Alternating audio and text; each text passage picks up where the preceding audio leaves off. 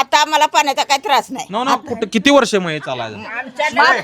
आमच्या लग्नाच्या आधीपासून आम्ही आणले. आमच्या सुना ईश्वर का तीच तेच परिस्थिती होती आता आमची. पाणी आले आता आम्हाला पाणी आले. किती वर्ष होतं हे? आता आमचं किती वर्ष असेल बाळा सांग.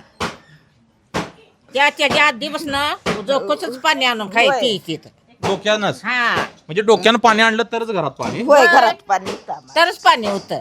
मग तुम्ही कुणाला सांगायचा त्यावेळी प्रयत्न केला ना? आता कुठलं कोण सांगा आडाव गेलं तर आम्हाला पाणी घालत नव्हती तांब्यावर.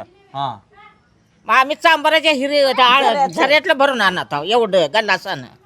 तेव्हापासून आम्ही दिवस काढले. आत्ता पाणी आले बाळा आम्हाला.